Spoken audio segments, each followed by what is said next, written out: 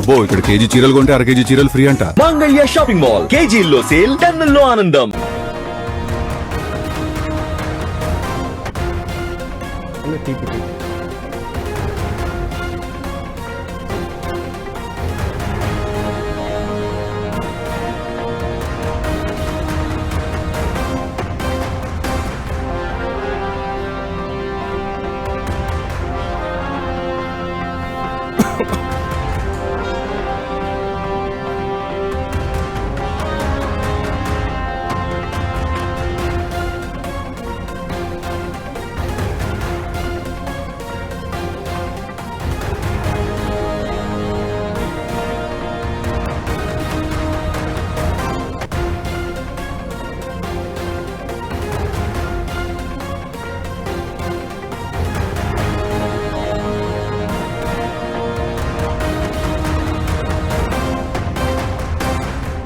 Breaking news చూస్తున్నాం. కాసేపట్లో కర్నూలు జిల్లాలో మాజీ ముఖ్యమంత్రి వైసీపీ అధినేత జగన్మోహన్ రెడ్డి పర్యటించనున్నారు.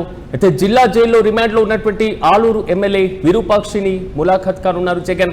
ప్రధానంగా కుటుంబ సభ్యులకు ధైర్యం చెప్పేటువంటి అవకాశాలు అయితే చాలా స్పష్టంగా కనబడుతున్నాయి. ఉదయం 9 గంటలకు తాడేపల్లి నివాసం నుంచి బయలుదేరి 11 గంటలకు కర్నూలు జిల్లాకు ఓర్వకల్ ఎయిర్పోర్ట్ కు చేరుకుంటారు జగన్. రోడ్డు మార్గంలో పూడిచెర్ల, నన్నూరు టోల్ గేట్ తో పాటుగా hangout, Krishna Nagar ITC, Chennamma circle, Ballari చౌరస్తా మీదుగా పంచలింగాలలోని జిల్లా జైలుకు వెళ్లనున్నారు మాజీ ముఖ్యమంత్రి. అయితే 12:30 నుంచి 3 గంటల మధ్య ఎమ్మెల్యే విరూపాక్షితో ములాఖాత్ కు సమయాన్ని కేటాయించారు జైలు అధికారులు. జగన్ పర్యటనతో పోలీసులు భారీ బందోబస్తును ఏర్పాటు చేశారు. జగన్ టూర్ కు పలు కండిషన్స్ కూడా పెట్టారు పోలీసులు. జన సమీకరణ, ర్యాలీలు, ఊరేగింపులు, రోడ్ షోలకు అనుమతి లేదన్నారు పోలీసులు. అయితే జగన్ కాన్వాయ్ కి మాత్రమే అనుమతి ఇచ్చారు పోలీసులు. జిల్లా జైలుకు 1 కిలోమీటర్ దూరంలోనే వాహనాలన్నీ కూడా నిలిపివేతకు సంబంధించినటువంటి రూల్ ను కూడా జారీ చేశారు. జిల్లాలో పోలీస్ యాక్ట్ అమల్లో ఉందని, రూల్స్ బ్రేక్ చేస్తే కఠిన చర్యలు తప్పవంటూ కూడా పోలీసులు హెచ్చరించారు. మాజీ ముఖ్యమంత్రి వైసీపీ అధినేత జగన్మోహన్ రెడ్డి కర్నూలు జిల్లా పర్యటనను మరి కాసేపట్లో వెళ్లనున్నారు. అయితే వైసీపీ ఎమ్మెల్యే విరూపాక్షి అక్రమ అరెస్టుకు నిరసనగా ఇప్పటికే జగన్మోహన్ రెడ్డి కీలకమైనటువంటి కామెంట్ చేశారు. రాజకీయ కక్షపూరితమైనటువంటి కేసును బనాయిస్తున్నారంటూ కూడా వైసీపీ శ్రేణులు ఆరోపణలు గుప్పిస్తున్నారు. ప్రధానంగా ఆగస్టు 1 సంఘాల నేమకలు, ఈ 2 గ్రామాల మధ్య తెలుగుదేశం పార్టీ వైసీపీ నేతల మధ్య చోటు చేసుకున్నటువంటి ఘర్షణాత్మకమైనటువంటి వాతావరణాన్ని మనం చూసాం. అయితే వైసీపీ ఎమ్మెల్యే విరూపాక్షి ఆ గ్రామాలకు వెళ్లడం, ఒక్కసారిగా ఉద్రిక్త పరిస్థితులు చోటు చేసుకోవడం, రాళ్ల దాడి, పరస్పర ఘర్షణ కూడా చోటు చేసుకుంది. అయితే ఈ నేపథ్యంలోనే తెలుగుదేశం పార్టీ కార్యకర్త శేఖర్ కు గాయాలు కావడంతో ఆయన పోలీసులకు ఫిర్యాదు చేశారు. విరూపాక్షి, అదేవిధంగా ఆయన కుమారుడు చంద్రశేఖర్ తో పాటుగా మరో 15 మంది పైన కేసును కూడా నమోదు చేశారు. విరూపాక్షి సోదరుడు కూడా అరెస్ట్ చేయడం జరిగింది. ప్రస్తుతం వీరందరూ కూడా రిమాండ్ లో ఉన్నారు. అయితే ఆగస్టు 2వ తేదీన అరెస్ట్ కి సంబంధించి కూడా జరిగినటువంటి హైట్ డ్రామాను కూడా మనం చూసాం. ప్రధానంగా అరెస్టు చేస్తున్నప్పుడు ఎమ్మెల్యే విరూపాక్షి నివాసంలోకి పోలీసులు దూసుకు వెళ్లడం, ఎమ్మెల్యేతో వాగ్వాదానికి దిగడం, ఆయన ఇంటి తలుపులను తోసుకొని అంటే పగలు కొట్టుకొని లోపలికి వెళ్లి విరూపాక్షిని అదుపులోకి తీసుకున్నటువంటి సందర్భాన్ని కూడా మనం చూసాం. అయితే రాజకీయ ప్రేరితమైనటువంటి రాజకీయ కక్ష సాధింపు కేసులు పెడుతున్నారంటూ కూడా ఇప్పటికే వైసీపీ నేతలు కూడా కామెంట్ చేస్తున్నటువంటి వైనాన్ని మనం చూస్తున్నాం.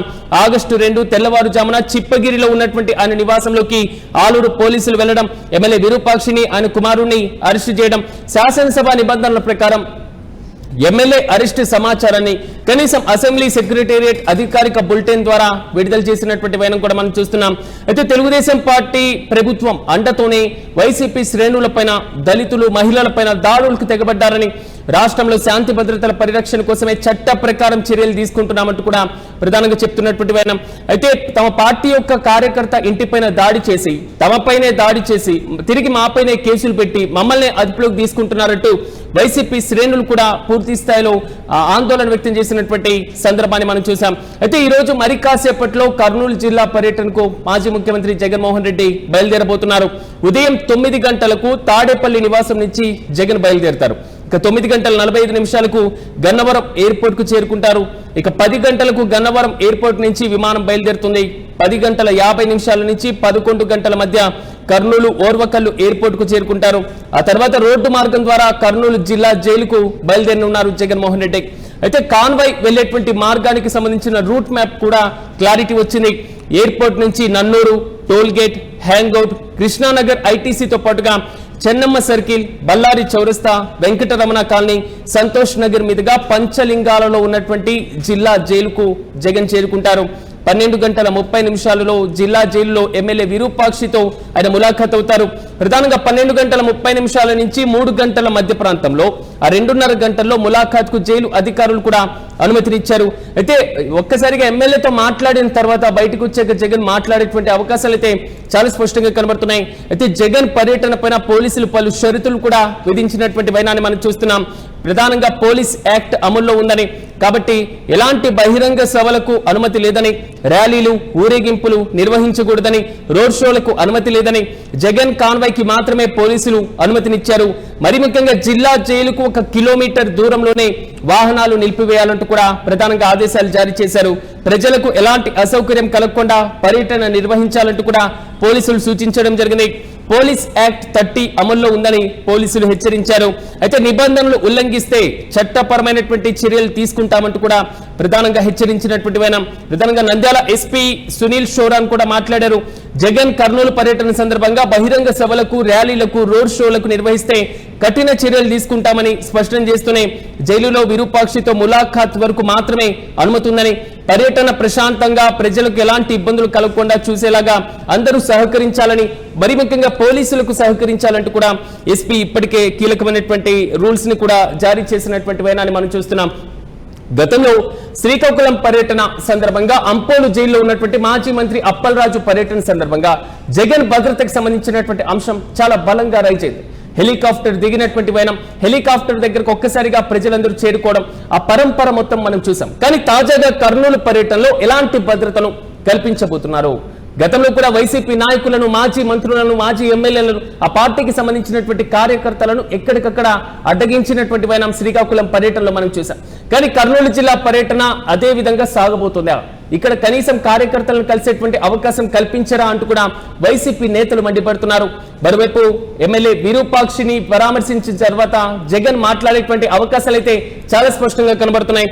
ఇప్పటికీ సంఘాల, నేమకల్లు గ్రామాల మధ్య చోటు చేసుకున్న ఒక సాధారణమైనటువంటి వివాదాన్ని చిలికి గాలివానుగా మారిన తర్వాత దాన్ని ఎమ్మెల్యే పైన కేసుగా బనాయించేటువంటి తీరులో చేశారు. అక్కడ జరిగినటువంటి ఉద్రిక్త పరిస్థితులకు ఎమ్మెల్యేకి అసలు ఎలాంటి సంబంధం లేకపోయినా ఆయన కేవలం 2 వర్గాల మధ్య సాగుతున్నటువంటి వివాదాన్ని మాత్రమే సద్దుమణిగించాలి అనేటువంటి ఆలోచనతో అక్కడికి వెళ్లారు అనేది వైసీపీ నేతలు చెప్తున్నటువంటి కామెంట్. కానీ ఎమ్మెల్యే తన యొక్క అనుచరులను తీసుకొని వచ్చి మా పైన దాడి చేశారంటూ తెలుగుదేశం పార్టీ నేతలు, మరి ముఖ్యంగా టీడీపీ కార్యకర్త శేఖర్ ఇచ్చినటువంటి ఫిర్యాదులో స్పష్టంగా పేర్కొన్నారు.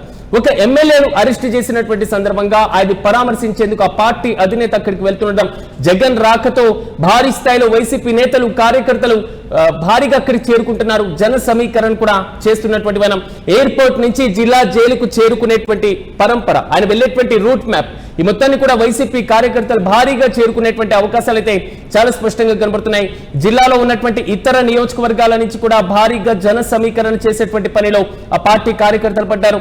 దీంతో పాటుగా పూర్తి స్థాయిలో జగన్ ను కలిసేందుకు ద్వితీయ శ్రేణి నాయకులు, మరి ముఖ్యంగా క్షేత్రస్థాయి కార్యకర్తలు కూడా భారీగా చేరుకునేటువంటి అవకాశాలు ఓవైపు కనబడుతుంటే, జిల్లా పోలీసులు మాత్రం అసలు ఎలాంటి రోడ్ షోలకు అనుమతి లేదు, జన సమీకరణకు అనుమతి లేదు, బహిరంగ సభలకు అనుమతి లేదు అనేటువంటి రీతిలో షరతులు విధించడం పైన వైసీపీ నేతలు కూడా మండిపడుతున్నారు. ఓవరాల్ గా మరి కాసేపట్లో కర్నూలు జిల్లాలో మాజీ ముఖ్యమంత్రి జగన్మోహన్ రెడ్డి పర్యటన ప్రారంభం కాబోతుంది. జిల్లా జైల్లో ఉన్నటువంటి వైసీపీ ఎమ్మెల్యే విరూపాక్షిని ఆయన కలవనున్నారు.